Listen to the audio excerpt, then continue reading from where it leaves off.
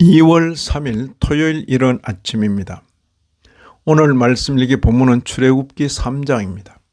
본문을 다음 두 단락으로 나눌 수 있겠습니다. 첫째는 1절 이하 8절 모세의 소명,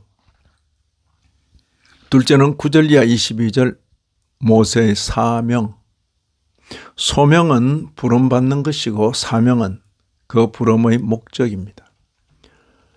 버려진 자처럼 40년을 지난 후에 경륜의 때가 되어 하나님께서 먼저 모세를 찾아주셨습니다. 무려 40년이나 버려두시다니 왜 이렇게까지 하셨는가? 의욕의 사람 모세로 하여금 모든 의욕을 버리도록 하기 위함입니다. 주께서 맡기실 일은 의욕을 가지고는 맡을 수 없는 일이기 때문입니다. 모세를 이끈 상징적 현상은 떨기나무에 불이 붙었으나 사라지지 아니한 것이었습니다. 굳이 내 발에서 신을 벗으라 하신 것은 이스라엘의 구원과 관계하여 모세가 할 일은 아무것도 없다는 것을 가르쳐 주시기 위함입니다. 모세를 찾아오신 하나님께서는 자신을 조상의 하나님으로 소개하십니다. 6절 보시면 나는 내 조상의 하나님이니 아브라함의 하나님, 이삭의 하나님, 야곱의 하나님이니라.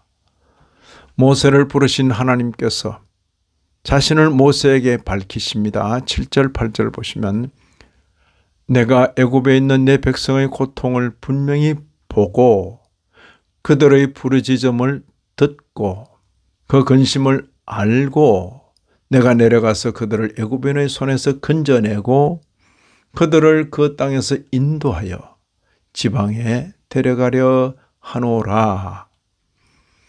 보고 듣고 알고 내려오셨다고 말씀하십니다.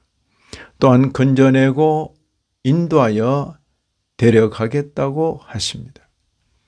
모세를 부르신 하나님께서 그에게 어떤 일을 감당해야 할지 사명을 분명히 하십니다. 10절에 이제 내가 너를 바로에게 보내어 너에게 내 백성 이스라엘 자손을 애굽에서 인도하여 내게 하리라. 이런 말씀을 들은 모세가 하나님께 반문합니다. 11절에 내가 누구이기에 바로에게 가며 이스라엘 자손을 애굽에서 인도하여 내리까? 이에 대한 하나님의 답변은 간단 명료합니다. 12절에 내가 반드시 너와 함께 있으리라. 내가 반드시 너와 함께 있으리라. 선민 구원의 목적은 바른 예배 회복입니다. 12절에 네가 그 백성을 애굽에서 인도하여 낸 후에 너희가 이 산에서 하나님을 섬기리니 이것이 내가 너를 보낸 증거니라. 너희가 이 산에서 하나님을 섬기리니. 사명을 받은 모세가 하나님께 묻습니다. 13절에 내가 이스라엘 자손에게 가서 이르기를 너희의 조상의 하나님이 나를 너희에게 보내셨다 하면 그들이 내게 묻기를 그의 이름이 무엇이냐 하리니 내가 무엇이라고 그들에게 말하리까? 이에 하나님께서 대답해 주십니다. 14절에 나는 스스로 있는 자이니라. 스스로 있는 자가 나를 너에게 보내셨다 하라. 이제 모세는 하나님의 신탁을 백성의 지도자들에게 전하도록 명령을 받았습니다. 16절 17절입니다. 너는 가서 이스라엘의 장로들을 모으고 그들에게 이르기를 여호와 너희 조상의 하나님 이 하나님이 내게 나타나 이르시되 내가 너희를 돌보아 너희가 애굽에서 당한 이 일을 확실히 보았노라. 내가 너희를 인도하여 내어 땅으로 올라가게 하리라. 그런데 이 사명은 특이한 사명입니다. 사명을 주시면서도 그 일이 성공하지 못하고 실패할 것을 미리 알려주십니다. 19절 20절입니다. 내가 아노니 강한 손으로 치기 전에는 애굽 왕이 너희가 가도록 허락하지 아니하다가 내가 내 손을 들어 애굽 중에 여러 가지 이적으로 그 나라를 친 후에야 그가 너희를 보내리라. 그렇습니다. 희한한 사명입니다.